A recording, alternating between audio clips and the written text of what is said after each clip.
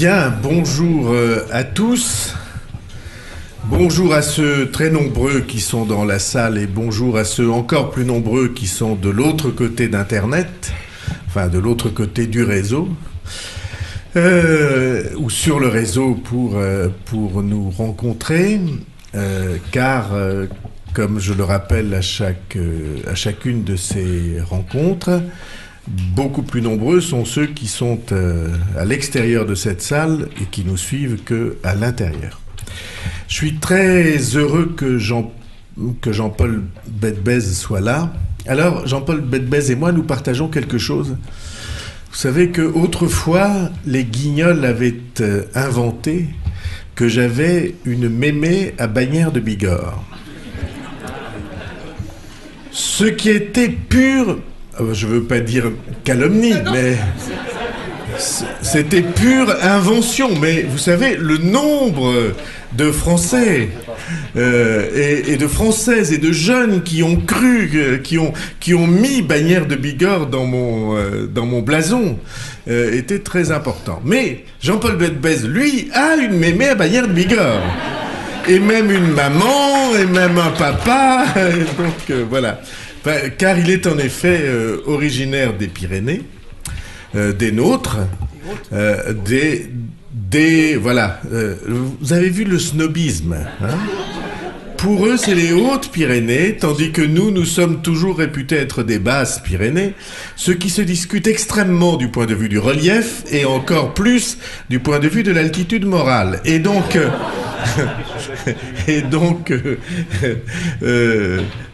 Jean-Paul Bedbez est un esprit éminent dans le monde de la science économique, puisqu'il est un des plus respectés parmi les économistes français, et ça nous arrange bien, parce qu'à quelques nuances près, chaque fois que nous l'entendons, nous avons le sentiment, d'être plus intelligent, mais d'être dans le juste, parce que très souvent, nos analyses et notre vision se rencontrent.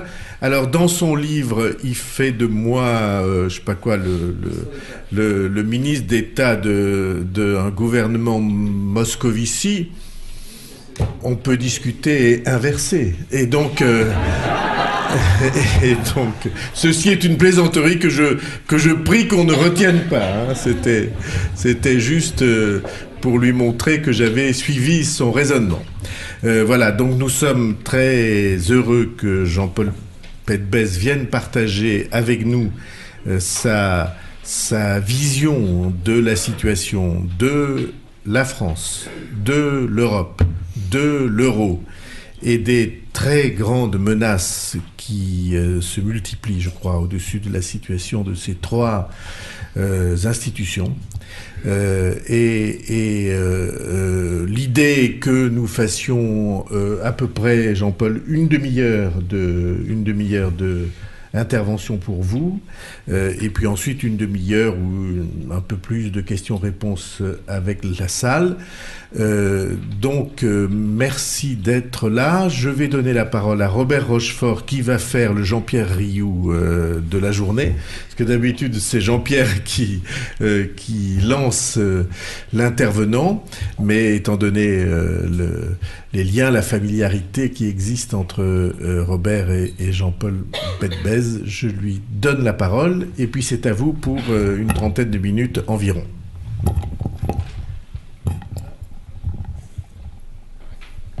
Oui, bonjour, merci François. Vous dire qu'avec Jean-Paul, on se connaît depuis 26 ans, j'ai compté, n'a pas beaucoup d'intérêt. Qu'on a travaillé un peu, quelques mois ensemble, il y a 26 ans, mais que c'était il y a bien longtemps. Que plus récemment, nous étions membres tous les deux du Conseil d'analyse économique auprès du Premier ministre, même si Jean-Paul l'a été plus d'années que moi, puisque moi j'en ai été manu militari vidé quand je suis devenu politique, élu et député européen.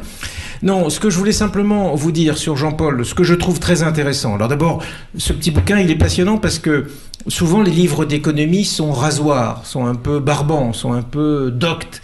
Et ça, c'est un peu écrit comme presque comme une sorte de roman policier de la politique et de l'économie, sauf que c'est projeté dans l'avenir. Donc, si vous voulez vous amuser à essayer à la fois de relire la crise dans laquelle nous sommes rentrés il y a déjà quelques années, mais également ce qui pourrait être des scénarios, comment dire, des mois et des semestres à venir, c'est tout à fait passionnant. Alors évidemment, Jean-Paul, il a pris un risque, puisqu'il l'a écrit il y a déjà probablement 3 mois, ce livre, et donc, il est sorti il y a 2 mois ou 2 ou 3 mois.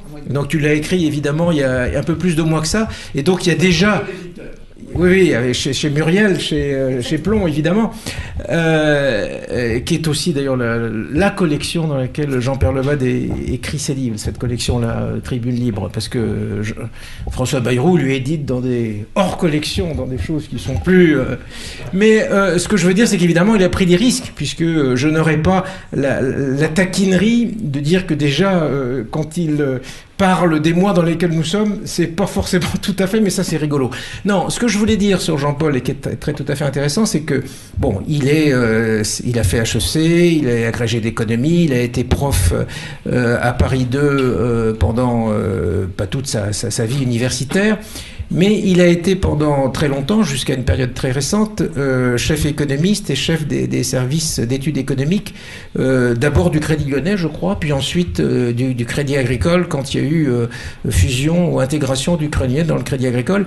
Et ce qui est intéressant, parce que d'ailleurs c'est comme ça qu'on s'est épisodiquement croisé professionnellement, c'est qu'il était à un poste où il ne faisait pas que de la macroéconomie.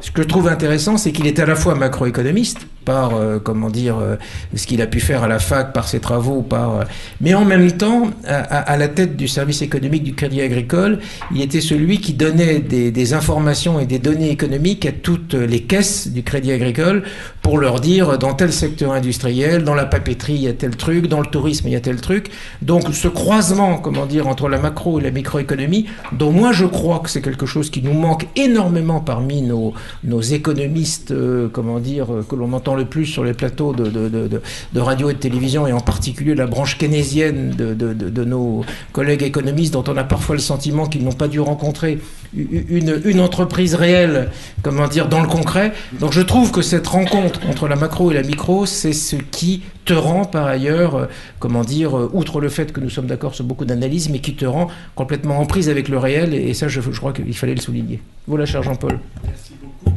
La parole est à Jean-Paul Feldberg. Bien, alors, mon cher, vous avez oublié un élément conjoint. Nous sommes tous les 2 membres de l'Académie de Béarn. Absolument. Et c'est donc la première fois dans cette salle, à mon avis, qu'il y a 2 membres de l'Académie de Béarn. Bon. Simplement, je suis membre de l'Académie de Béarn à titre étranger, oui, puisque moi je suis bigourdan et je ne suis pas béarnais. Mais voilà. Je voudrais dire que mon père et mon grand-père sont béarnais. Absolument. Oui, mais mon accent est plus fort. Hein. C'est parce que Bien, bonjour à tous. Une série d'éléments un petit peu pour raconter en 2 secondes ma vie en 3. Je suis professeur de faculté, c'est vrai, et j'ai fini ma carrière au Panthéon, et puis du côté vivant. Deuxièmement, j'ai fait 25 ans de banque et j'ai décidé de partir, plutôt que prévu, pour monter une boîte qui s'appelle Bête Conseil avec mon épouse, parce que j'ai eu le sentiment que la crise est là. Et j'avais un peu le sentiment, ceci est entre nous, j'avais le sentiment que quand je disais les taux d'intérêt sont bas, comme tout à l'heure je le disais, etc., on est un peu au balcon par rapport à la dureté des temps et à la difficulté des temps que nous vivons et que nous vivrons. Et j'avais un peu le sentiment que pour expliquer et en même temps comprendre ce qui se passe en disant il faut des réformes, etc., etc., facile à dire, il faut des réformes, mais plus compliqué à faire, j'avais un petit peu le sentiment la nécessité de m'approcher des boîtes, donc voilà ce que je suis en train de faire, de m'approcher des boîtes, de créer la mienne, et 15 jours après avoir créé ma boîte, j'ai d'ailleurs eu un papier fiscal en me disant, voilà, où en est votre chiffre d'affaires, etc. Pour le moment, je lui dis, il est conceptuel. Bon, quelle est l'idée de ce livre et pourquoi il est fait? Pour l'idée, comment est-ce que nous, les économistes, on peut faire changer, on peut aider à changer? Ça fait des années et des années qu'on dit il y a une crise, il y a de la dette, etc., etc. Mais au fond, ça ne suffit pas. C'est un peu comme un médecin qui dit, vous savez, vous avez pris un peu de poids, vous faites 140 kilos, c'est peut-être un peu beaucoup. Et les gens disent, mais c'est pas grave. Quand est-ce que on peut avoir une espèce de pédagogie économique qui fasse que cela change avant l'arrêt cardiaque? Parce qu'à l'arrêt cardiaque, à ce moment-là, on dit, c'est vrai, j'ai pris un peu de poids, il faudrait que je fasse attention à la garbure, aux choses comme ça, parce que visiblement, ça a des effets pervers. Et comment nous, en économie, on peut d'une certaine manière dire il faut changer, il faut s'adapter, et bien entendu, ça marche. C'est ça l'histoire. C'est-à-dire que oui, nous sommes dans une crise, oui, nous sommes dans une mutation, oui, nous sommes dans une situation extrêmement difficile, oui, nous sommes au milieu du gué. Au milieu du gué, c'est-à-dire que nous savons d'où nous venons, hein, c'est-à-dire des territoires et des pays qui, d'une certaine manière, sont broyés par de la mondialisation, sont broyés par des changements extrêmement importants et sont broyés par le fait que l'ordre des forces dans le monde est en train de changer. Donc ça, c'est le vieux monde. Mais le nouveau monde existe, c'est-à-dire le nouveau monde, c'est, dans le livre c'est assez clair, c'est l'Europe qui nous permettrait d'exister et de fédérer des forces de telle sorte que dans ce nouveau monde, on apporterait, outre nos savoirs anciens, nos capacités, nos histoires, nos volontés, nos énergies, tout ce que nous sommes. Et le fait que nous sommes dans cette situation intermédiaire, donc en disant mais voilà nous d'où venons et voilà où il faut aller, nous met effectivement au milieu du gué. C'est le moment ou l'endroit où effectivement les courants sont les plus violents. En même temps, il faut dire c'est là qu'il faut aller. Et la nostalgie, au sens grec du terme, c'est un retour douloureux, est effectivement difficile, puisque de l'autre côté, vous avez Mélenchon qui vous dit viens, viens, viens. Bon, donc ça c'est semi-appétissant si vous voulez. Et de l'autre côté, c'est effectivement compliqué, parce que les gens disent, il y a Angela qui nous dit viens, viens, viens. Et donc les gens se disent, mais qu'est-ce qui se passe ? En réalité, si on personnifie comme ça les choses, c'est pas juste, c'est pas correct. Mais c'est peut-être vécu comme ça, c'est peut-être vu comme ça, et c'est peut-être ressenti comme ça. Et dans tout le livre, pour essayer de comprendre et de dire, ben voilà d'abord la nasse dans laquelle nous sommes. Alors, Robert disait, c'est vrai que c'est un livre qui a été écrit l'année dernière, c'est vrai pour l'essentiel, hein. Mais donc la nasse, donc je fais partir mon type plutôt que prévu, etc., etc. Bon. Mais si on regarde le sens de la nasse, c'est ça. Hein, c'est-à-dire que vraiment, il y a un ralentissement économique, pour pas dire récession. La situation se détériore, tout simplement parce que, effectivement, le monde change et que nous ne changeons pas par rapport à ce monde. Et donc, comme vous ne changez pas par rapport à ce monde, eh bien, vous prenez les ajustements des autres. Si les Américains décident de baisser les taux d'intérêt à court terme, les taux d'intérêt à long terme, by the way, de faire baisser le dollar, si le dollar baisse, il faut bien qu'il y ait quelque chose qui monte, et c'est nous. Et donc nous avons un système dans lequel nous n'ayant pas nos propres ajustements, nous avons les conséquences des ajustements des autres. Et c'est ça qui est, en quelque sorte, l'histoire du livre, avec l'Espagne, avec la Grèce, qui n'a plus d'électricité. Enfin, donc tout ceci est un peu terrible, mais l'Espagne, etc. Et avec, en particulier, l'idée, et ce qui se vérifie, que l'ajustement européen... C'est pas ça que je voulais dire. Je voulais dire qu'il restait une place au premier rang pour ceux qui sont debout à l'extérieur. Qui n'ont pas... Voilà. Quelques autres ici aussi. Il y en a... Venez. C'est mon côté vieux professeur, on faisait toujours venir les gens qui arrivaient en retard. Et donc... non, ne vous inquiétez pas, personne ne vous a remarqué. Voilà. Et cette histoire, si vous voulez, de l'ajustement en quelque sorte subi que nous avons, fait que, effectivement, les Espagnols, les Italiens, etc., en prennent plein la tête, et en prendront plein la tête, et que l'ajustement que nous avons est un ajustement par la baisse des salaires. Tout simplement parce que les taux d'intérêt ne peuvent pas trop baisser, je ne peux pas trop parler d'économie, mais enfin on en parlera après, et nous n'avons pas une expression politique de l'euro qui fait qu'il parle. L'euro est une monnaie silencieuse. Par contre, le dollar parle, les monnaies chinoises parlent, etc., etc. Et nous vivons le paradoxe étonnant d'avoir une récession et une monnaie plus forte que les autres. nos amis américains ont fait des papiers la semaine dernière en disant il y a une manipulation du yen qui a baissé plus que nous. C'est vrai qu'il y a de quoi s'inquiéter. Bon. Mais eux, ils sont à 3% de croissance et nous, on est à moins 0,5%, l'Europe. Et la France, pareil. Donc on est bien dans une situation où, quand on subit, comme on le fait à l'heure actuelle, on est dans une nasse. Après, il y a plein de chapitres là-dedans. Après, donc il y a toute une histoire, comment les autres font, en quelque sorte, des stratégies d'ajustement par rapport à cette crise, qui n'est pas, dans le livre, une crise financière. C'est une crise de la production, c'est une crise du changement de production. Et quand vous voulez changer, et que vous le faites, vous avez besoin du crédit. Ça, c'est ce que j'appellerais le bon crédit.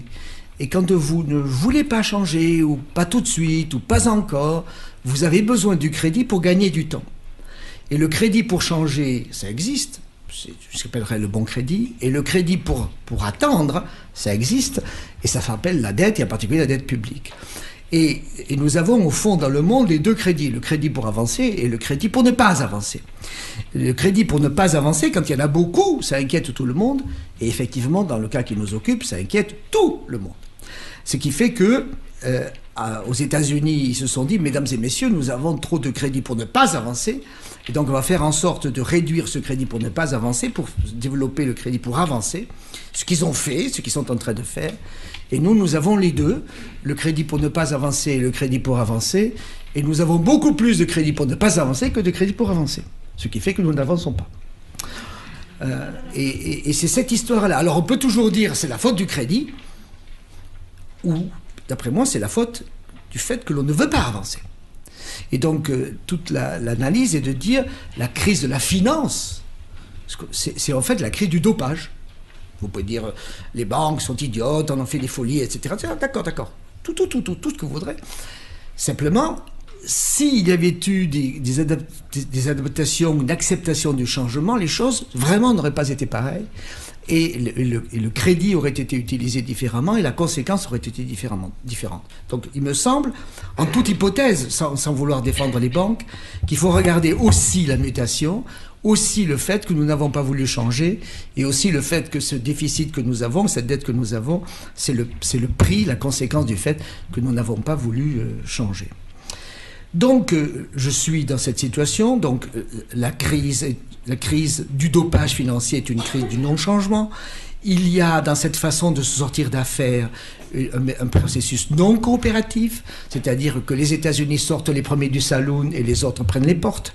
Les autres, c'est nous, etc., etc. Et comme nous sommes moins en situation de changer, plus compliqués, plus difficiles, nous avons nos propres difficultés, évidemment, antérieures, plus le fait que les autres s'ajustent et nous disent si vous voulez avoir un euro fort, allez-y, ça vous aidera. Bon. Après, il y a des solutions. Alors on dit, mais comment on se sort d'affaires? Et dans le livre, outre que vous avez une proposition que vous n'aimez pas, bon, parce qu'elle est insuffisante, d'accord. Je suis du Premier ministre. D'accord, j'ai compris. Bon. Mais... C'était une blague. Oui. Et il y a aussi l'idée que, c'est vrai, il y a aussi l'idée que M. Hollande, ayant été trempé dans de l'eau de lourde, devient changé et nous sauve. Alors ça, c'est également une autre blague, puisque le livre commence, livre que vous allez tous acquérir, bien sûr. Je n'en fais pas un commentaire en lieu et place de l'acquisition. Donc Hollande dit, j'ai compris. Mon analyse n'est pas tout à fait la bonne, il faut que nous avancions, il faut que nous renforcions, il faut que nous changions. Vous avez remarqué que je propose dans le livre qu'il ait cette découverte épistémologique dans quelque temps. Parce que sa dernière discussion avec M. Pujadas, il a dit « Je savais parfaitement dans quel état était la France », ce qui montre une qualité intellectuelle rare. Et deuxièmement, mais c'est plus long que prévu. C'est un peu comme les docteurs qui disent « Je savais sa maladie, ça fait 3 ans que je le soigne, et pour une grippe, c'est compliqué. » Et donc il y a visiblement quelque chose qui est problématique dans l'histoire. Donc voilà un peu... Donc je galège, hein, mais il y a un peu ça, quoi. Nous avons collectivement sous-estimer la crise, sous-estimer la nature de la crise et sous-estimer les ajustements. Alors bien entendu, après, et ça c'est dans le livre, on s'est trompé dans l'organisation de la médecine. Quand vous faites de l'économie, on a un truc en économie qu'on appelle les multiplicateurs. C'est un outil extrêmement sensible, très variable, et en particulier, il y a un truc qui s'appelle le multiplicateur fiscal, qui est un truc très compliqué. C'est comme une piqûre. Vous vous approchez, vous dites je vais vous piquer, et avant même d'être piqué, vous avez réagi. Nos hommes politiques qui ont une conception, une connaissance de l'économie pratique qui est en devenir, et de l'entreprise qui est également en début, n'ont pas compris que la fiscalité à l'entreprise, c'est pas un tir à la cible fixe. On dit bougez pas, je vais vous fiscaliser. Dès qu'on vous dit je vais vous fiscaliser, vous allez bouger. Les palombes, on ne dit pas bougez pas, je vais vous tirer dessus. Non, ça n'existe pas, ça. Et pour les entreprises, c'est évidemment très rapide, et pour les ménages, ça commence à bouger aussi. Et ce qui s'est passé, si vous voulez, c'est que l'on a dit, tiens, je crois qu'on va fiscaliser un peu les riches, etc., etc. Bon, d'accord. Bon. Qu'est-ce que c'est que quelqu'un qui est riche? C'est quelqu'un qui gagne plus que moi. Bon. Mais ça fait plein de gens. Hein. Et donc les gens ont eu une incertitude là-dessus en disant, est-ce que je ne vais pas être... Et donc il y a eu un processus d'inquiétude. Et en septembre dernier, je ne vais pas être trop long là-dessus, vous me dites, en septembre dernier, il y a eu une erreur que nous payons encore à la suite, si vous voulez, la fiscalité Sarkozy, etc. D'accord. Sur la fiscalité, en sous-estimant la gravité de la crise, en pensant qu'on repartirait, et en disant, faisons le sale boulot d'abord, à savoir la fiscalité, et on fera le boulot compliqué ensuite avec les réformes. Donc on aura d'une certaine manière gagné du temps, on aura montré à l'Europe qu'on arrive à réduire le déficit budgétaire, et on travaillera dans le dur après. C'est une erreur totale. Total. D'abord, parce que tout le pays est tétanisé dès lors que vous approchez avec les petites pincettes. Premier point. Et vous voyez à l'heure actuelle à quel point les entrepreneurs ont arrêté de stocker, ont arrêté d'investir. L'année dernière, la France a perdu 1% sur la diminution des stocks. Vous approchez, vous dites je vais faire quelque chose, et puis bon d'accord, j'arrête de stocker, j'arrête d'investir, et j'arrête évidemment d'embaucher. Et c'est pour ça que et vous n'avez encore rien fait. Bon, l'économie, c'est la gestion des anticipations. Vous envoyez des messages, vous avez tiré avant d'avoir pressé sur la gâchette, dans les têtes des gens. Et ceci, dans la situation hyper réactive dans laquelle nous sommes. Et donc aujourd'hui, on est dans cette crise, hein, dans laquelle on dit, mais comment on va se sortir d'affaires? Donc c'est celle du livre, comment on va avancer, comment on va faire des réformes, comment on va passer en quelque sorte de la tétanie dans laquelle les gens vivent, les personnes vivent, les entreprises vivent, pour avancer et dire on va avoir un peu plus de croissance. Alors vous avez vu la semaine dernière que M. Moscovici, Premier ministre en chapitre 12, je sais, c'est à réécrire, a fait des propositions. Ça marche pas et ça peut pas marcher, tout simplement parce que la thérapie n'a pas été la bonne. Bon. Il y a une deuxième chose, je ne veux pas être trop long, mais sur Gallois, normalement, il aurait fallu faire Gallois d'abord et puis la fiscalité ensuite, hein, du style, on va aider les entreprises et puis après on va ça. Et ensuite, mais simplement, on a fait l'inverse. On a donc utilisé la fiscalité pour des raisons politiques, à mon avis. Et puis quand on a tétanisé, on dit, bon Dieu de bon Dieu, on a un problème de compétitivité. Et à ce moment-là, l'économie était déjà réduite, et à ce moment-là, on utilisait Gallois, la moitié d'un Gallois, un demi-gallois. Mais comment vous faites avec un demi-gallois, étant entendu que vous ne pouvez pas faire une déduction up-front sur les salaires? On dit je vais fabriquer un CICE et dans un an, les gens seront remboursés, avec en plus dans l'état d'esprit que les gens ont, dès lors qu'ils arriveront avec un CICE, ils auront droit à une vérification fiscale. Donc vous voyez bien à quel point on a un mécanisme qui est compliqué. Personne n'a rien contre effectivement gallois, au contraire, mais vous vous rappelez à quel point, vous le disiez, la France n'est pas un pays économique, quoi, ça c'est clair. Hein. Il y a eu des mois et des mois, on a dit, mesdames et messieurs, il y a deux types de compétitivité, tu as vu, la compétitivité coût et la compétitivité hors coût. Et le Premier ministre actuel a dit « Ceux qui croient que la compétitivité a un lien avec les salaires n'ont rien compris ». Ce qui est quand même une grande phrase.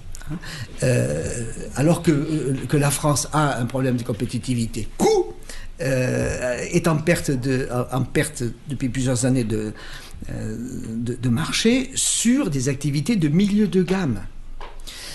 Quand vous achetez une Porsche, effectivement, vous n'allez pas négocier trop sur les salaires, sur les prix. Bon, mais sur des voitures de milieu de gamme, sur des produits de milieu de gamme, les coûts, c'est extrêmement important.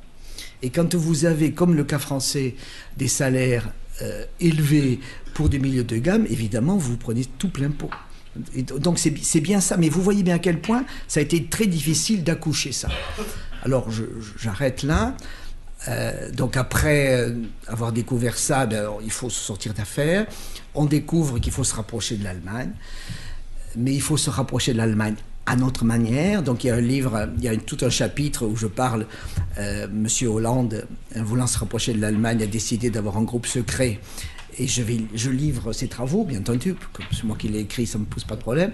Donc, et voilà, étant entendu qu'on ne peut pas se rapprocher de l'Allemagne en étant contre l'Allemagne, comme l'Allemagne. D'abord, c'est pas possible. Hein, et donc, on est battu. Vous voyez, donc on a tout un problème, en quelque sorte, de compréhension de notre réalité. Et le livre, c'est celui-là, c'est « Sachons qui nous sommes ». Sachons quel est notre système économique, pourquoi on a des PME dans les territoires qu'on connaît qui sont petites, hein, pitchoun, qui sont toy, je traduirai après, donc qui sont insuffisantes en taille, pourquoi est-ce qu'elles ne veulent pas avancer, pourquoi est-ce qu'elles ne veulent pas mordre, etc. Pourquoi est-ce qu'on a ça? On peut toujours rêver sur le Mittelstand allemand, on n'a pas. Hein, on a des entreprises qui sont 2 fois plus petites, à 3 fois plus petites, et qui vivent 2 fois moins longtemps, tout simplement parce qu'elles se vantent. Hein. Donc, pour quelles raisons avons-nous cette faiblesse? La deuxième chose qui est extrêmement importante, me semble-t-il, et là je pense que c'est quelque chose qui sont les problèmes des territoires. J'ai eu le sentiment, si vous voulez, que la solution française, c'est de la PME des territoires. Bon, la PME, à la faire vivre, à se développer en liaison avec des territoires, en liaison, en unisson avec des territoires, dans des endroits où elle serait plus comprise, plus acceptée, et où elle vivrait mieux. Elle ne serait pas l'ennemi, l'exploiteur, bon, tous ces trucs-là. Et ce lien PME-territoire, me semble-t-il, est quelque chose d'extrêmement puissant. Mais bien entendu, il faut qu'il ait de l'espace. Et pour avoir la solution, en quelque sorte, PME-territoire, il faut que vous ayez de la flexibilité, etc., pour de la croissance, pas de la flexibilité pour la flexibilité. Et à côté de ça, et c'est là qu'il y a la nécessité aussi d'avoir des réformes publiques pour réduire la dépense publique. Et donc, je finis. La solution que je propose, si vous voulez, par rapport à ça, et que le président va mettre en place... Il m'a renvoyé une lettre en plus là-dessus, mais c'est pas pour ça qu'il... Sur le choix du Premier ministre ? Non. Même pas sur le choix de la politique, puisqu'il m'a dit qu'il avait raison. Mais sur la politique, me semble-t-il, c'est, du point de vue de la dépense publique, la contraindre, mais pas la contraindre immédiatement, la contraindre dans le temps pour moderniser l'État. Je pense que la modernisation de l'État, c'est quelque chose d'extrêmement important pour donner des marges de manœuvre pour la dynamisation privée. Et donc, l'idée du livre, c'est si nous arrivait demain que l'on modernise l'État et que l'on fasse vivre les PME et les territoires dans une France plus européenne, on vivrait mieux. Merci.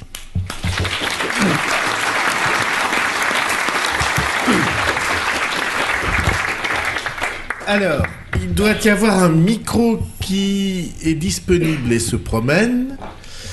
C'était parfait. Vous avez montré que la concision pouvait être une vertu pyrénéenne. Et donc, toutes les questions sont ouvertes sur la situation économique du pays, sur la stratégie envisageable pour apporter les réponses qui s'imposent, sur la gravité des choses, sur tout ça est ouvert, de Europe, euro, France, tout ça, économie, tout ça est ouvert. Il y a une seule règle, c'est alternance masculin-féminin dans les questions. Et donc, tu es chargé de veiller à cette alternance. Qui veut poser la première question ? Oui, on peut prendre 2 ou 3 questions à la suite. Voilà.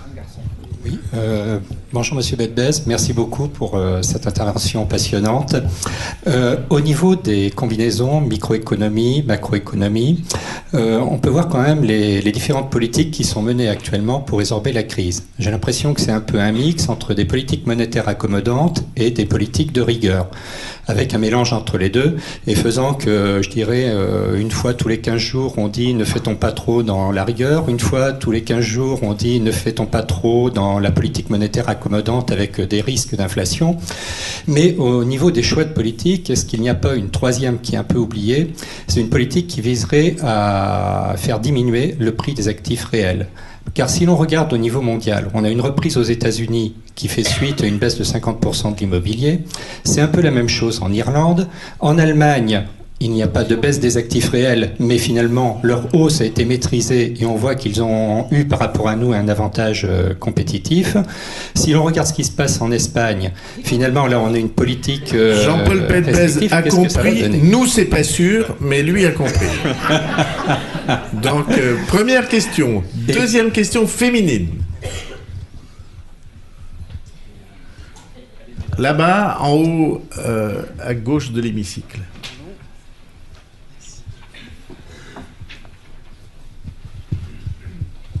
Pas tout à fait en cohérence avec ce qui vient d'être dit, mais simplement pratico-pratique. Demain, les hauts fourneaux de Florange, en Lorraine, vont s'arrêter définitivement.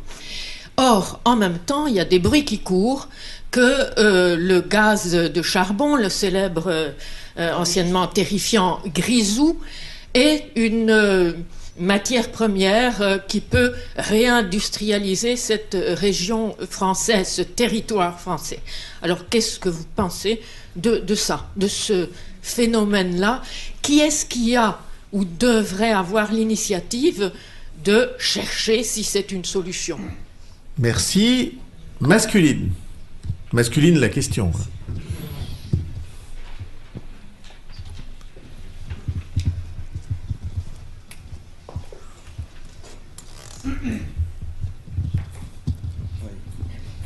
Derrière toute analyse, il y a une part de théorie. Vous avez fait allusion tout à l'heure au multiplicateur fiscal. Que pensez-vous de l'erreur commise par le FMI, qui a été révélée il n'y a pas si longtemps que ça par la presse sur cette erreur-là, ses conséquences? D'autant plus que d'autres erreurs ont été révélées également dans la presse, notamment sur une allégation de Mario Draghi devant le Conseil européen, et une dernière, celle de l'économiste américain Kenneth Rogoff, qui avait lui aussi commis même 2 erreurs dans une théorie qui n'a pas été sans influence dans les politiques gouvernementales. Merci. Féminin. Moi, je voulais avoir la dernière...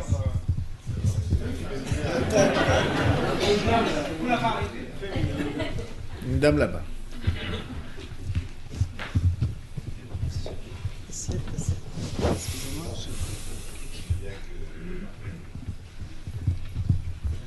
J'avais une question sur les distorsions de concurrence en Europe, et notamment fiscales.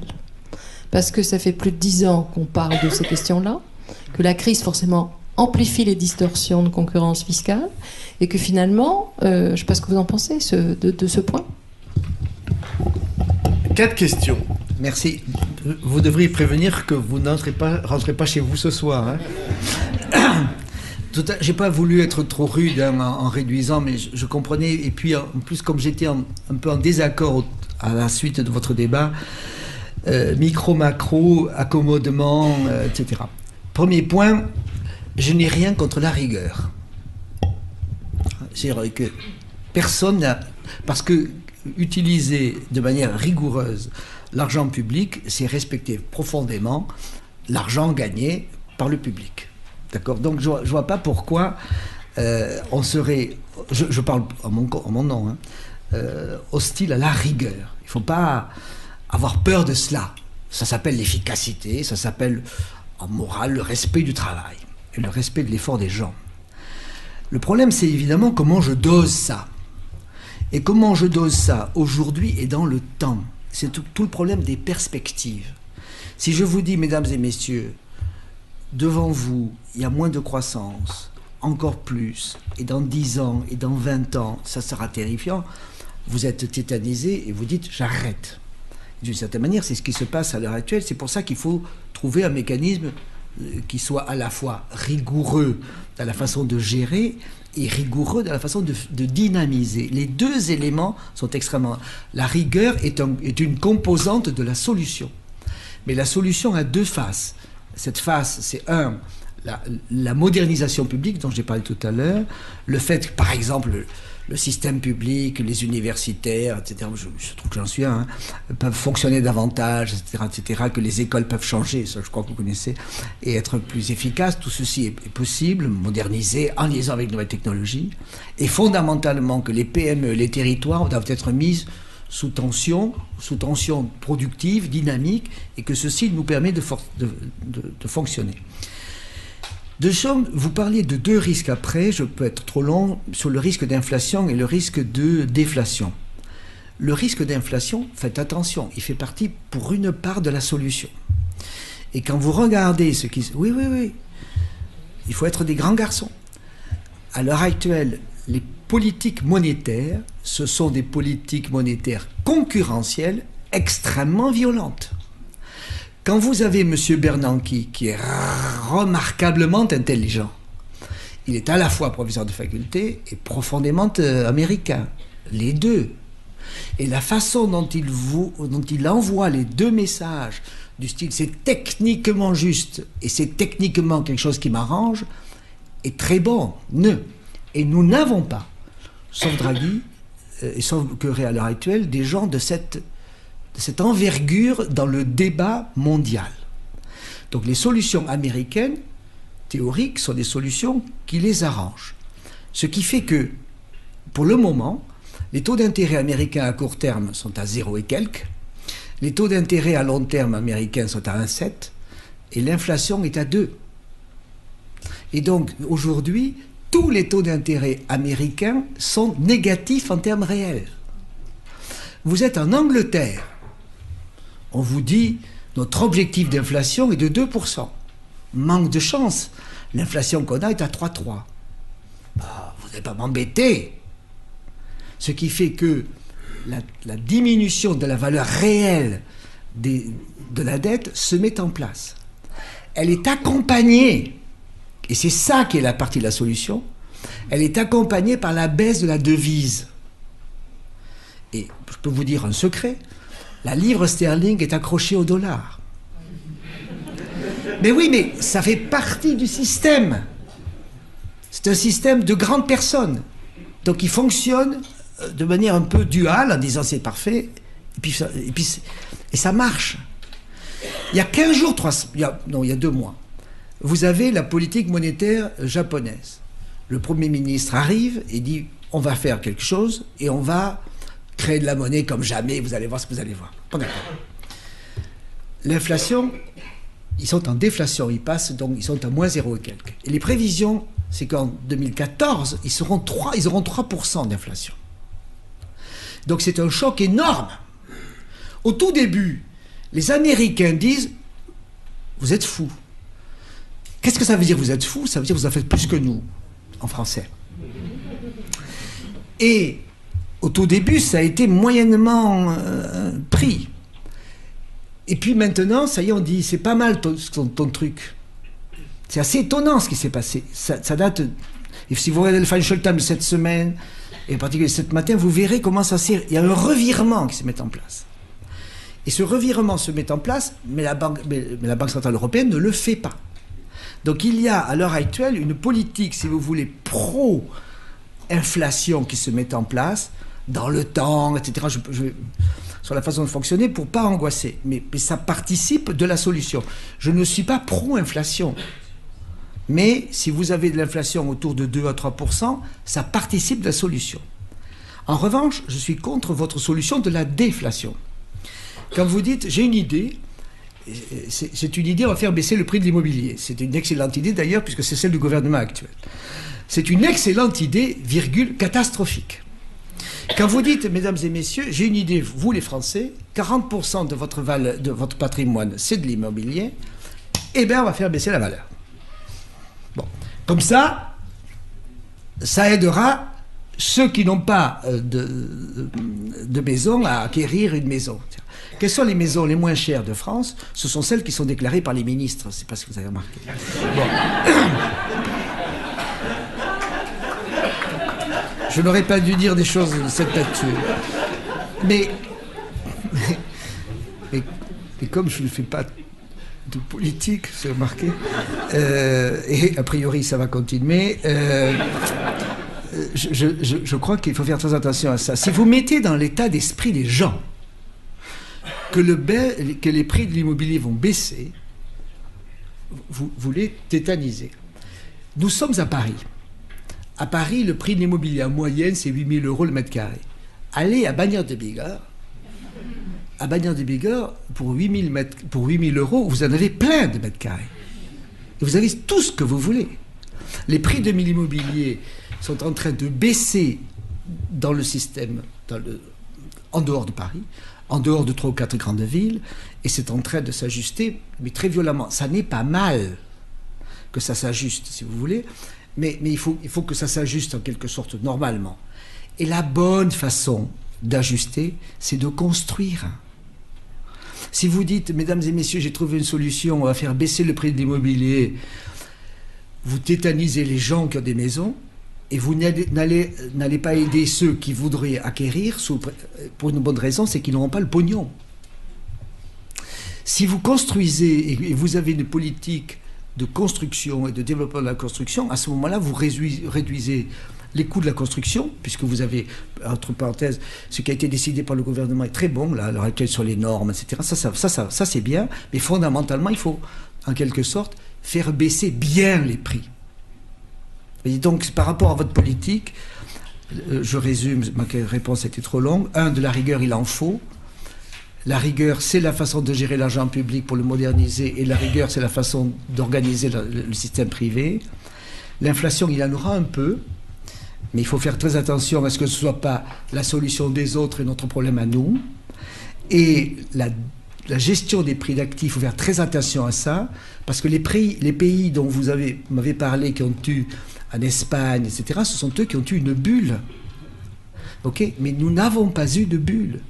C'est-à-dire que on a un prix de l'immobilier qui est élevé, mais pourquoi est-ce qu'ils ont eu une bulle en Espagne, etc. Parce que ça a été une bulle qui a été faite avec du crédit. Et ils ont fait du crédit au logement, alors que nous, on fait en France du crédit à la personne. Peut-être qu'on en a fait un peu beaucoup. Peut-être qu'il y a eu des trucs, mais où sont les endroits fragiles dans l'immobilier français? Ils sont quand vous avez un couple qui est endetté sur 25 ans, au limite de sa capacité de remboursement. 25 ans en France, maintenant c'est 5 divorces. Okay. On appelle ça des accidents de la vie en système bancaire. Et donc vous avez fragilisé les populations, mais ceci n'a rien à voir avec ce qui s'est passé en Espagne, rien ce qui s'est passé en Italie, en Italie un peu, et surtout... Donc on a eu une montée des prix, mais cette montée des prix, techniquement, n'a pas la même effet, si vous voulez. Et si aujourd'hui, vous avez la solution espagnole pour gérer notre problème à nous, je pense que ce n'est pas une bonne idée. Voilà mon sentiment. Je suis trop long. Deuxièmement, gaz de schiste, Florange, allez en chercher. Allez en chercher. Le principe de précaution est un principe qui, du point de vue théorique, est vrai. Mais le principe de précaution, c'est dans le doute, agis. C'est ça l'histoire du principe. Quand on lit les textes, c'est pas dans ce livre-là, mais j'avais regardé qui a été l'auteur du principe de précaution. C'était des scientifiques.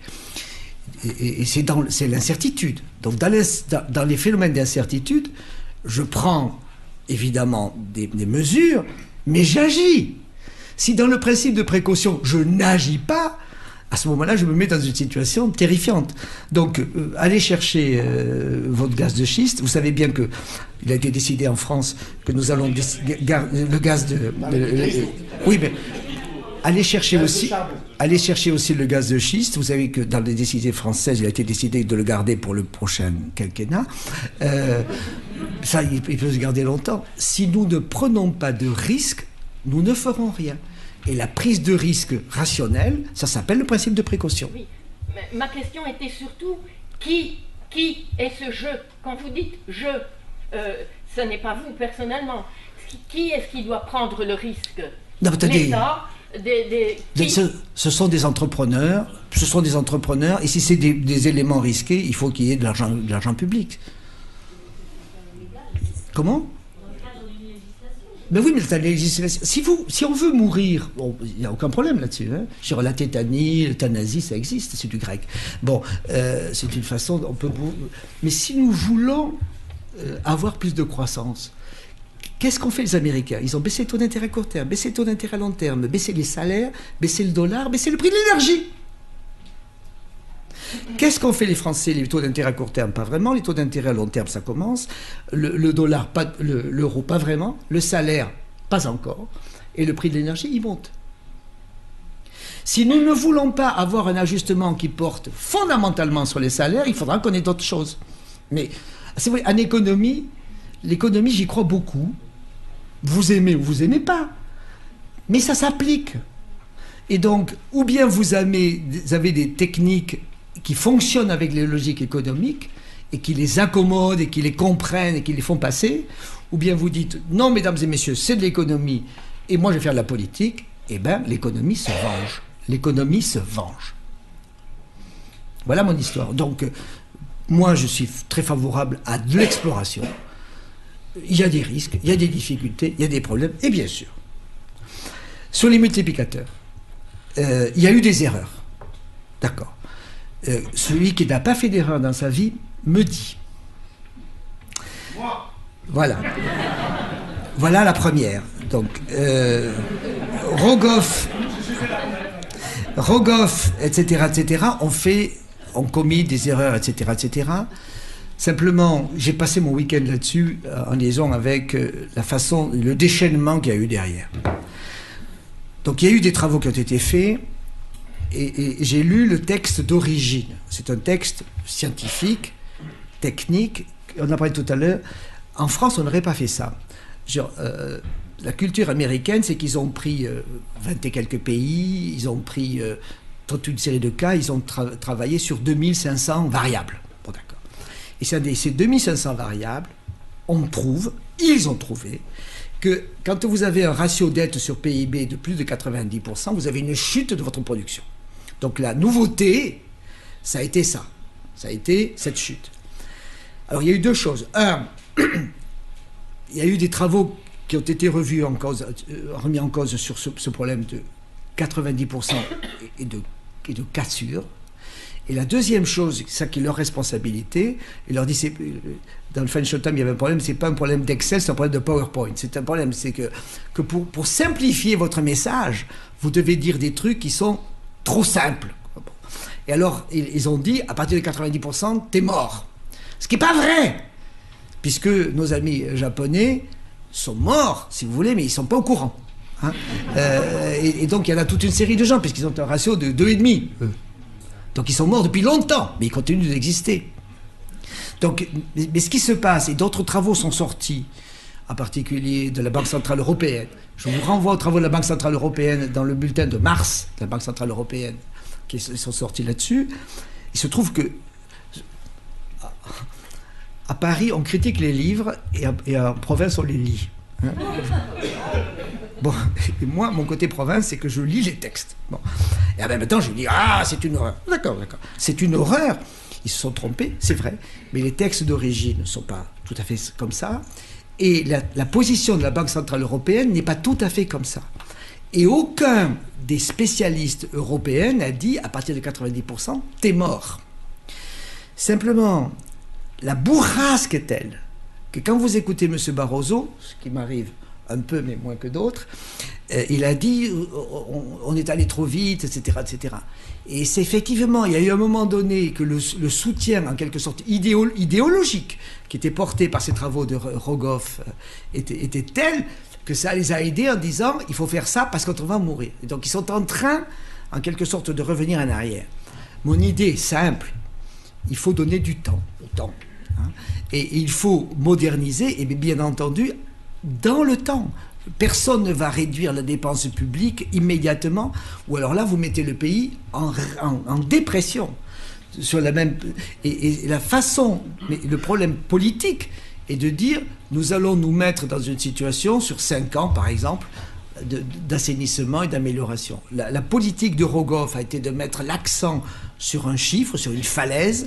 Cette falaise n'existe pas en tant que telle. En toute hypothèse, le seuil du style « nous avons trop de dettes publiques », lui existe. Sur la concurrence fiscale, bien sûr. Simplement, quand vous regardez, mais je suis moins spécialiste que la construction européenne, etc., tout n'a pas été fait, tout n'a pas été écrit, et d'une certaine manière, il y avait aussi l'idée du mouvement, et que le mouvement, d'une certaine manière, nous aiderait à avancer. Sur les problèmes de concurrence fiscale, vous savez, je ne veux pas dire de bêtises, mais les phénomènes de fiscalité sont nationaux. Hein, sont nationaux. Et donc, chacun est responsable. Et la TVA, pour des raisons assez particulières, est-elle d'intérêt plus commun. On peut discuter pourquoi, mais... Et donc, on a essayé de fabriquer la construction européenne avec des éléments hétérogènes. Bon, ça, c'est clair. Il y a toute une série d'autres hétérogénéités, par exemple en domaine militaire et autres. Et on se dit maintenant qu'il faut essayer de réduire. Comment on peut réduire ça d'une manière, à mon avis, correcte, avec le Parlement européen, avec les lois sur les problèmes de concurrence, avec peu à peu l'idée de réduire les écarts, pour faire en sorte que la concurrence fiscale n'ait pas lieu. Parce que si vous avez, la concurrence fiscale, il y avait l'idée que la concurrence fiscale aidait les petits et que les gros ne s'en rendraient pas compte. Ok. Simplement, quand les gros deviennent moins gros et que les petits deviennent plus plantureux à l'aune du fait qu'ils fait... Voilà le problème que j'ai. Et quand vous avez l'Irlande qui se développe parce qu'elle est toute pauvre au 19e siècle, etc., et que grâce à ça, elle fabrique de bulles, vous avez une catastrophe qui se met en place. Donc effectivement, quand vous n'êtes pas rigoureux, vous le payez toujours. La concurrence fiscale est contradictoire avec la construction européenne. D'après moi. Merci beaucoup. Je vais redonner les questions. Si je peux mettre un grain de sel. Un grano salis. Mais tout petit, enfin je crois essentiel. On est en train de retomber en plein dans la faiblesse française. Depuis des mois, et cette faiblesse française, pour moi, elle est très simple. C'est qu'on croit qu'il existe une baguette magique pour éviter de faire le travail. Alors la baguette magique, moi j'en ai connu plein, d'ailleurs toujours des esprits du même ordre. Ceux qui disent, au fond, pour faire le travail c'est très simple, il faut que l'inflation reparte, on n'aura pas à payer de la dette.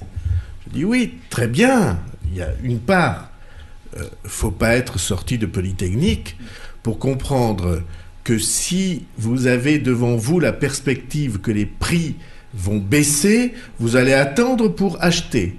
Si vous avez la perspective que les prix vont augmenter, vous allez acheter tout de suite pour ne pas avoir à payer plus cher. Moi, je suis pas docteur en économie, mais j'arrive à comprendre ce genre de choses. Donc il faut... voilà. Et c'est mieux... si on veut investir, que grosso modo les taux soient à peu près alignés sur croissance plus inflation. C'est des choses de... j'arrive à comprendre ce genre de choses. Bon, mais c'est pas ce que je veux dire. Autre baguette magique, il faut désormais se remettre à la dépense publique de toutes nos forces. J'ai vu, alors je vais parler à voix basse, j'ai vu des responsables politiques d'extrême gauche, beaucoup, qui disent qu'il faut mettre d'urgence un terme à l'austérité.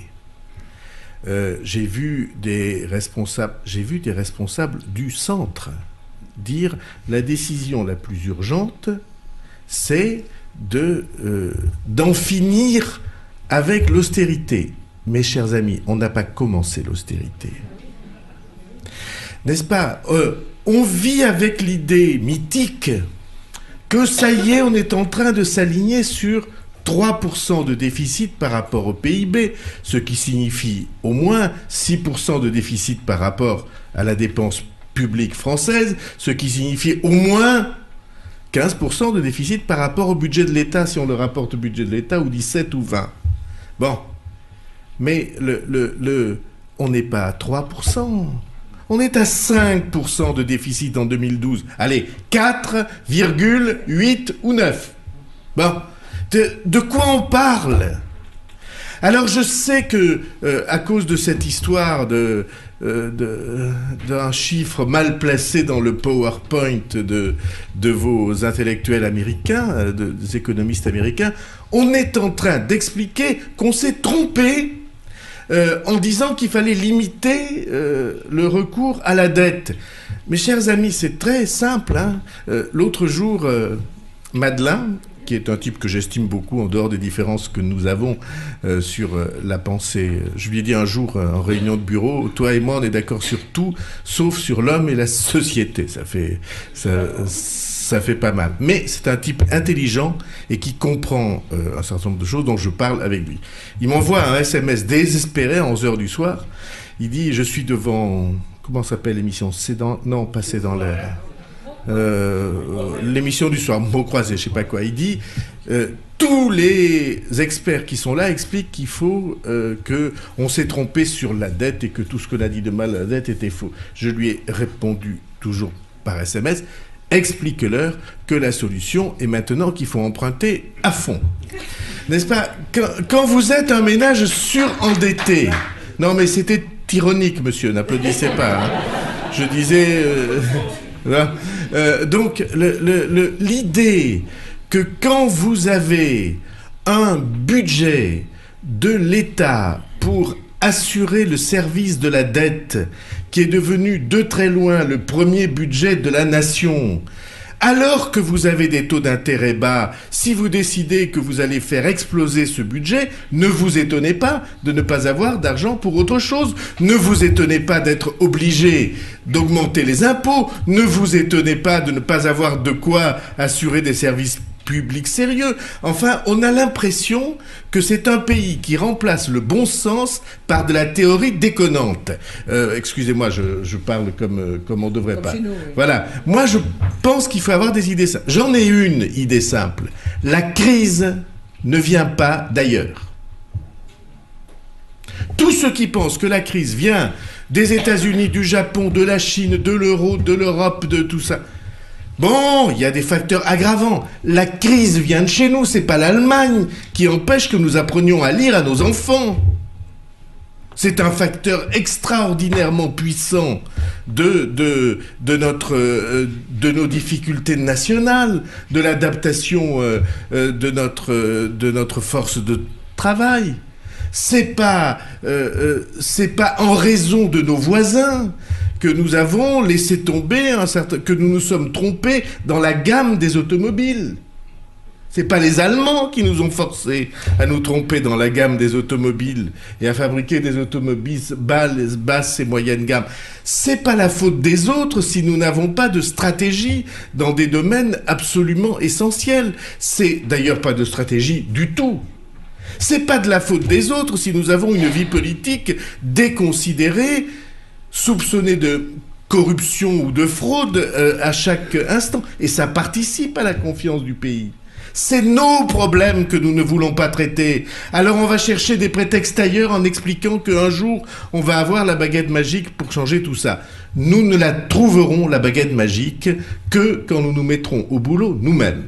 en considérant que, d'accord, l'euro est probablement trop haut, mais enfin, comme autour de nous, il n'y a aucun pays qui ait une balance commerciale effondrée, du même genre, une balance commerciale effondrée comme la nôtre, c'est quand même pas de la faute de l'euro, puisque les autres réussissent à exporter. Et si demain on a une monnaie faible pour un pays qui est en déficit de balance commerciale, ça va s'améliorer ou s'aggraver, bon sang de bois ? Vous allez devoir payer plus cher ce que vous achetez. Bon, vous voyez bien qu'il y a quand même une mobilisation des esprits. Au fond, De Gaulle, qu'est-ce qu'il a fait en 58 ? Moi, je pense qu'on est exactement à ce point d'inflexion-là. On était dans un pays qui était déconsidéré et désespéré parce qu'il n'arrivait pas à ressaisir les forces nationales. Eh ben, il les a ressaisis. Il a peut-être pas tout fait bien. Enfin, tout d'un coup, la situation psychologique du pays s'est améliorée, et la situation psychologique du pays est un facteur essentiel du ressaisissement du pays. C'est ça qu'il faut faire, et pas chercher ailleurs les raisons de nos difficultés. Elles sont chez nous.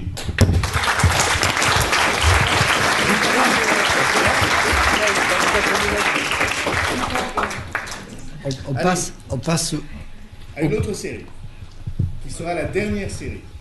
Oui, je vais être extrêmement bref. Nous savons qu'en France, on est assez d'accord sur le reste, sur tout ce que c'est. Et moi également, voilà. Vous n'avez pas parlé, vous en avez parlé de façon indirecte de la marge des entreprises. Nous savons qu'en France, nous avons un problème de marge des entreprises qui handicape notre investissement, mais il y a des capitaux qui pourraient servir à l'investissement, qui sont disponibles, qui sont entreposés sous forme de lignes comptables dans les paradis fiscaux. Vous avez beaucoup travaillé pour les banques. Qu'est-ce que vous pensez de la position des banques françaises par rapport aux paradis fiscaux, et pensez-vous que l'instrument du secret bancaire qui a été choisi récemment soit le bon pour mettre fin à cette anomalie et rapatrier les capitaux? Féminin. La prochaine fois, vous vous demanderez plutôt des questions faciles.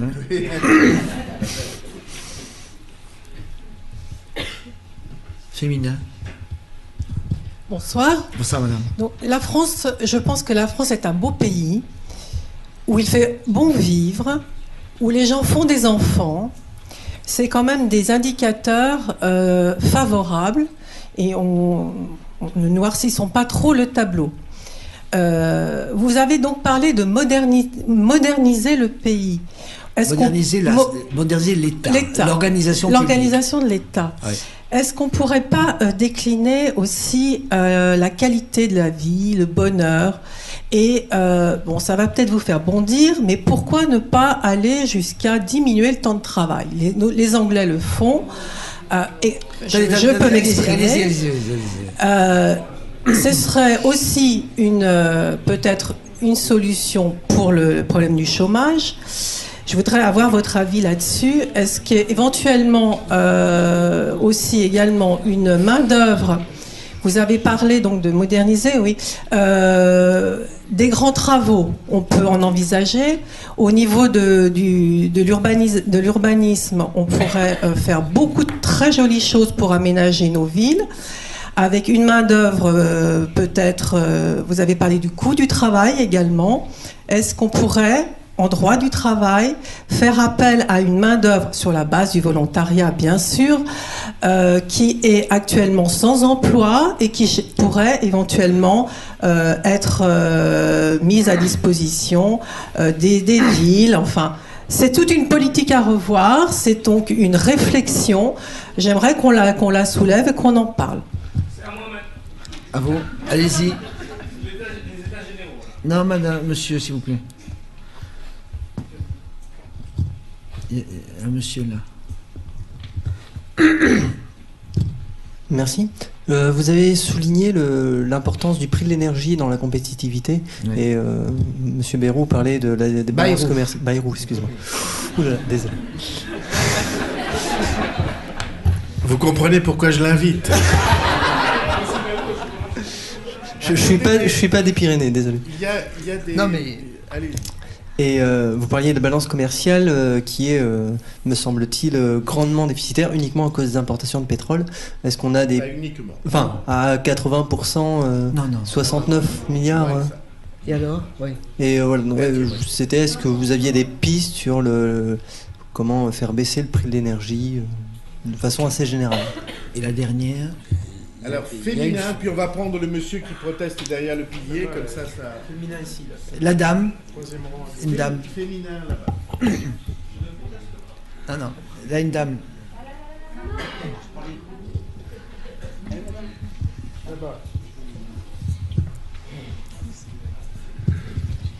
Oui, bonjour. Vous aviez parlé un moment des PME et de leur implantation dans le territoire. Oui. Et je me pose la question, on a parlé également, disons, du prix de l'immobilier.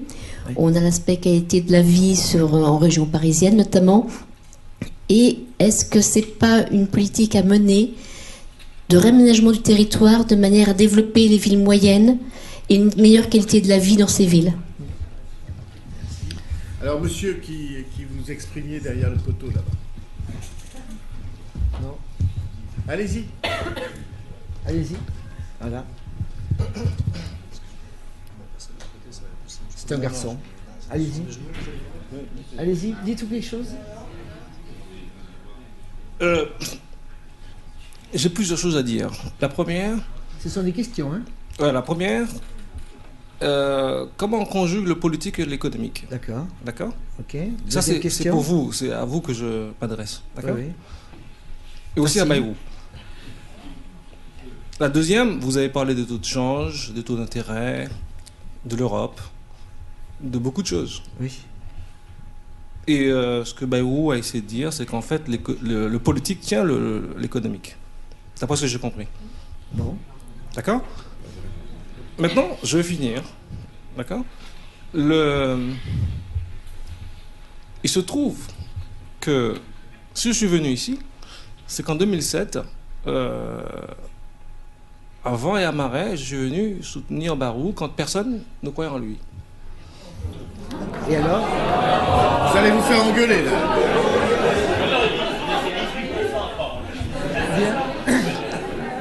Et en fait, je connaissais, parce que je suis de la Martinique, en fait, le président du Parti Socialiste, je lui ai demandé de vous rejoindre, parce que je savais que le vent allait tourner. Et ce soir, je suis là, et je me suis dit, pendant que tout le monde est dans la rue, pour combattre le mariage gay, et je me suis dit, on est en train de discuter de politique, d'euros, de choses importantes. Et là, je me suis dit, ça, c'est pour la raison pour laquelle je suis ici. Donc vous êtes content? Voilà. Non, c'est pas que ça. J'étais en Irlande, il a parlé d'euros. J'ai vécu la crise en Irlande, quand on parle d'euros.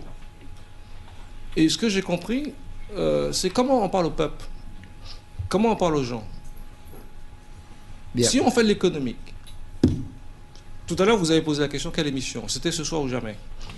Et d'ailleurs, je vais même vous dire que j'admire votre éloquence, mais ce qu'il faut bien comprendre, c'est qu'à un moment donné, il faut aussi donner au peuple le droit. Il faut quelqu'un pour le soutenir. Et la discussion qu'on vient d'avoir ce soir, entre l'économique, entre les taux d'échange que les personnes ne comprennent, entre le droit communautaire, qui embrase le droit national, eh bien, je vais vous dire, et je termine là-dessus, il faut quelqu'un qui a une voix. Et il semble que votre voix, en tout cas ces derniers temps, je ne vous ai pas entendu, et je crois que vous avez eu raison de ne pas vous emmêler dans ces histoires de mariage gay, et que vous vous préoccupez de la vraie vie, la vraie politique. Ok. Merci beaucoup. Bon, ça sera plutôt votre parti, là. Hein. Bien. Ok, donc vous étiez derrière le pylône et derrière le pilier, comme d'autres étaient derrière le pilier de Notre-Dame, hein, où ils avaient eu des illuminations, eux. Sur les problèmes des marges des entreprises, les marges des entreprises sont effectivement extrêmement basses, de l'ordre de 27 à 28% de la valeur ajoutée, et c'est un chiffre que l'on n'a pas eu depuis 10 ans. Bon. Alors ensuite, est-ce qu'il y a de l'argent ailleurs? Oui, oui, oui. Est-ce qu'il y a de l'argent caché? Oui, oui, oui. Simplement, il y a quelqu'un qui est un économiste qui s'appelle La Fontaine, hein, vous vous rappelez, qui avait dit essayez de travailler, de labourer votre territoire, vous trouverez de l'argent par le travail, rappelez ça. Donc je suis assez favorable qu'il y ait des problèmes de capitaux et de fiscalité, qu'il soit étrange qu'on y ait en France, en Espagne, entre parenthèses, des billets de 500 € qui circulent, etc., etc. Tout ceci, ce sont effectivement des pousses au crime. Que l'on n'ait pas, qu'on ait des problèmes de concurrence fiscale et parfois d'excès fiscaux, parce que nous sommes en excès fiscal ici, que tout ceci soit malencontreux, grave, je suis d'accord. Simplement, n'oubliez pas, le profit se fait par le travail et la prise de risque, pas par la découverte d'argent à l'UBS. Et tout l'argent à l'UBS ne suffira jamais à dynamiser l'économie. Ça n'est pas du transfert, c'est de l'énergie. Ça peut toujours aider. Et fondamentalement, ce qui va se passer, c'est que le message est assez clair, ne le faites pas. Et donc, d'une certaine manière, tout ce qui se passe en Espagne avec Andorre, dans les grands-duchés, etc., tout ceci, à mon avis, va être réduit et limité. Bon. Simplement, faisons bien attention à ça, faisons comprendre la nécessité du profit pour l'investissement. C'est ça mon histoire. Et si on a des politiques répressives par rapport au fait que les gens gagnent de l'argent, effectivement, ils essaieront de le sortir, quoi. Donc les marges des entreprises, à mon avis, sont faibles, et trop faibles, et c'est pour ça que les entreprises sont affaiblies. Par rapport, et ceci renvoie un peu à la question que vous posiez sur les PME et les territoires, ce qui se passe, c'est que, et ça vous le vivez, l'union entre PME et territoire n'a pas lieu, quoi. On a des luttes de classe territoriales qui sont folles furieuses. J'étais une fois à Pau, et il y avait un député palois dans la région, quoi, qui s'était... Bon, faisons bien attention, on est dans des pays où les gens se connaissent, okay, où les gens se voient. Et donc la PME, la TPE, c'est elle qui fera l'emploi local. Et la façon dont elle vivra avec l'IUT, l'école d'ingénieurs, l'université, c'est ça qui fera son développement et son expansion. Alors bien entendu, il y a des grandes innovations, il y a des grandes découvertes qui se font, mais 90% du temps, il y a des petites et moyennes innovations, il y a des petites et moyennes choses qui font que l'on vit mieux. Et que l'on vit mieux en avançant par rapport à d'autres dans un processus concurrentiel. Et les territoires et les PME, c'est-à-dire le fait de travailler avec les IUT, les écoles de commerce, les écoles d'agriculture et autres, tout à l'heure vous parliez des stratégies agricoles, ça me paraît des trucs extrêmement importants, stratégie de santé, stratégie d'immobilier, ce sont des pistes qui nous permettraient de nous développer. Simplement, il faut que les gens se parlent. Et les territoires sont dans un coin, et les territoires politisés sont dans un autre. Il se trouve que je suis prof de faculté, hein, et j'étais dans une banque il n'y a pas très, très longtemps, enfin il y a quelques temps, j'avais invité à des enseignants du secondaire de venir discuter avec moi, et ils m'ont dit, nous ne rencontrons pas des acteurs économiques. Je lui ai dit, j'ai pas compris. Il me dit, vous êtes un acteur économique. Je suis un être humain. Bon, a priori, on peut rediscuter. Je suis banquier, bon, je travaille dans une banque. Il me dit, mais vous avez un biais. Bien sûr, j'ai un biais. Je travaille, voilà, là où je suis. Je peux vous le raconter. Et donc, l'idée est vraiment très grave. Et dans l'école, à tout niveau, sur le fait que les entreprises vivent, et les TPE, etc., tout ceci, c'était un maillage à refaire. Et c'est ça qui est la vraie source de la marge, quoi, me semble-t-il. Sur les problèmes de modernisation, de modernisation, bonheur, temps de travail. J'ai rien contre le fait, si vous voulez, que vous puissiez moduler le temps de travail. Simplement, historiquement, si vous voulez la croissance, il faut de l'énergie au sens de l'énergie du travail, hein, de la prise de risque, du capital, du temps de travail. C'est en tournant tout ça que vous avez de la croissance. Et si vous n'avez pas plus d'innovation, plus d'énergie, plus de prise de risque que les autres, vous aurez moins de croissance. Alors, bien entendu, on peut faire le choix du style, mesdames et messieurs, j'ai moins de croissance et je vais faire visiter le pays profond, voilà, les Hautes-Pyrénées profondes, etc., etc. C'est intéressant, les grottes, etc., et les ours. Bon. Simplement, ce choix-là est un choix fondamentalement égoïste. Parce que dans 5 ans, dans 10 ans et dans 20 ans, vous avez tué le pays. Pas vous, enfin, c'est un choix qui fabrique, à mon avis. Et on doit, tout à l'heure, le problème de la dette, le problème du déficit, c'est que c'est fondamentalement un choix égoïste. C'est-à-dire, et on dit ça de manière très sympa, du style nos enfants, gna gna gna gna. Bon, on tue le pays, c'est pour ça qu'ils partent d'ailleurs. Pourquoi est-ce que, quand il dit, pourquoi ils se tirent? Tout ça, un, parce que les marges ne sont pas là, et puis deux, ils veulent pas payer pour les dettes qu'on leur laisse. Ils viendront nous voir, ils nous enverront des mails, il n'y a aucun problème, ils seront gentils avec nous. Hein. Oui, je pense qu'il faut que vous rappeliez votre correspondant. Oui. Voilà. Attendez, je finis, monsieur. Je finis, monsieur. Parce que de toute façon, votre question était au président. Et jusqu'à maintenant, lui, c'est lui et moi, c'est moi. Et je cite. Hein, attendez, je finis, monsieur. Et sur les problèmes très importants, si vous voulez, de temps de travail, d'énergie, il faut qu'il y ait, à mon avis, l'idée que si on n'a pas une espèce de sursaut productif et de sursaut territorial et de sursaut d'échange, on ne se sort pas d'affaires. Et le bonheur s'ensuit. Pourquoi est-ce que les gens ne sont pas contents du président, etc.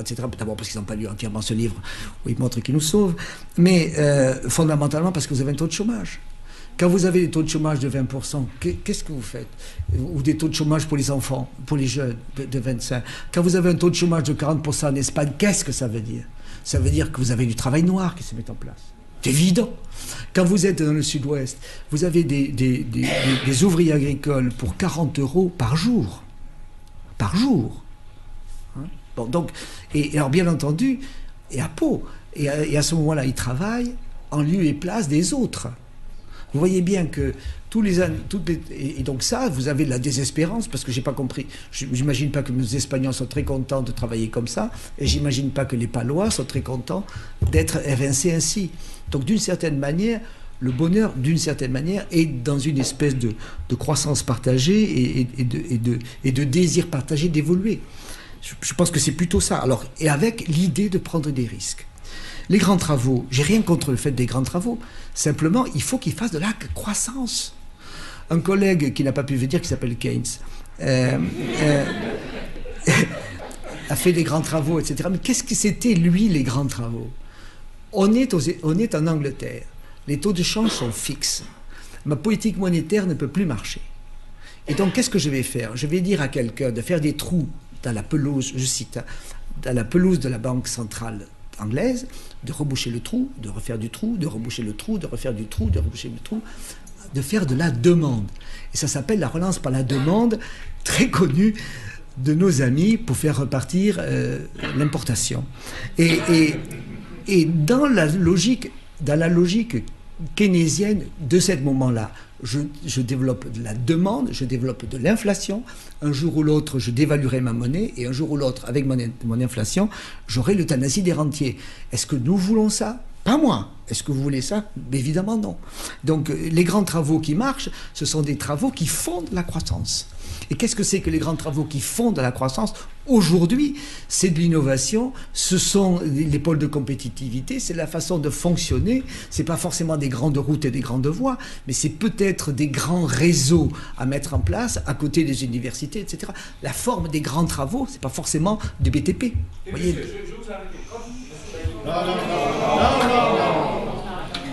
Je vais vous répondre, mais on va pas... Attendez, attendez, monsieur. Dans la discussion, monsieur, dans la discussion, le silence est un élément extrêmement important. Le respect. Attendez, mais qu'il ait raison, oui, mais dans la discussion et dans la communauté. Oui, mais vous aussi un jour. Hein, et j'espère que vous laisserez autant de travaux que lui. Sur le prix de l'énergie, nous devons avoir une politique de prix de l'énergie bas. Alors, moi, le nucléaire ne m'embête pas, le gaz de schiste ne m'ennuie pas, etc., etc. Bon, ok. Mais les produits et la réutilisation du méthane agricole ne m'embêtent pas non plus. Et donc, ce qui se passe à l'heure actuelle, quand vous avez la politique, la stratégie énergétique de l'Allemagne, qu'est-ce qu'ils font? Ils vont dire, on a arrêté le pétrole, les Grünen disent, c'est vachement sympa, et qui va payer? Les Allemands, pas les entreprises allemandes. Les Allemands, ils vont avoir un doublement du prix de l'énergie, tout simplement parce que tout le monde est dit, d'accord, vous voulez plus ça, d'accord, vous allez voir, et vous, Allemands, paierez pour qu'on soit compétitif. Un jour ou l'autre, il va y avoir des réactions de ce point de vue-là. Bien sûr. Et donc, ils ont une stratégie qui, à mon avis, est incompatible avec leur propre croissance sur longue période. Ensuite, on dit, on va mettre des éoliennes, etc. etc. Ah, d'accord, je t'en fous. Les éoliennes, c'est quand même une technologie complètement ringarde. Enfin, bon, c'est comme ça. Puis vous mettez ça et ça travaille le tiers du temps, etc. Qu'est-ce que vous en faites? Il en faut. Mais il faut fabriquer un ensemble d'éléments. Mais nous, il se trouve que l'on a un avantage qui existe, qui est un avantage nucléaire. Bon, voilà. Dans le livre... j'ai fait le petit calcul moi-même, c'est-à-dire que sur 30 ans, l'ensemble des résidus, etc., ça fait un cube de 17 mètres d'arête. Bon, c'est beaucoup, hein, mais enfin bon, ça va. Donc, c'est catastrophique, il y a toute une série de vers qui s'angoisseraient là-dessus. Bon, mais qu'est-ce que ça implique en termes de croissance, d'emploi?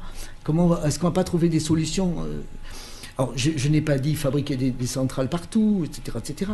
Je dis méthaniser, se développer, mais c'est quelque chose d'extrêmement important, étant entendu que, par exemple, la Chine et autres vont avoir besoin de ces savoir-faire et de nouvelles technologies, et si on peut exporter nos savoir-faire en termes d'énergie, c'est très bien. Mais si nous ne voulons pas baisser le prix de l'énergie, je ne vois pas pourquoi, d'abord, on demanderait aux salariés de payer le prix de l'énergie qui monterait, et pourquoi on n'aurait pas une politique pluri-énergétique qui nous permettrait de sortir d'affaires. Je finis là-dessus pour répondre. Après, je vous laisse l'apéro-raison sur les rapports entre l'économie, la morale, etc., etc. Donc, toute une série de choses toutes simples. Et la politique, oui. Le politique, oui, pas la politique, bien sûr. Mais fondamentalement, il y a le livre, c'est ça l'histoire. Vous avez raison, madame, on est un grand pays, virgule, inquiet. On essaie d'attendre effectivement une sortie. C'est pas impossible qu'un jour il y ait une espèce de sortie d'un grand monsieur ou d'une grande dame qui nous aide, etc., etc., et qui polarise les anticipations. Et d'une certaine manière, il faut se préparer aussi. On sait quand même qu'il y a quelque chose. Alors bien sûr, c'est pas forcément 90%, c'est peut-être 95%, etc. Mais enfin quand même, on en a fait beaucoup. Bon, il y a un pays qui est sous-développé, dans lequel ils ont 10% de PIB de moins que nous. Ils n'ont pas de PIB public. Ils dépensent dans la structure publique 10% de PIB que nous. Et ce sont les Allemands. Est-ce qu'ils ont pas d'hôpitaux? Plutôt. Ils n'ont pas d'université? Plutôt. Ils ont rien. Ça arrive quand même à faire de l'efficacité publique. Okay. Et cette efficacité publique, avec des territoires et des PME, c'est ça qui fabrique des gens qui sont plus heureux. Le bonheur, d'une certaine manière, ça vient du fait que l'on discutera entre nous dans une situation avec plus de croissance et plus d'emploi. Merci à vous.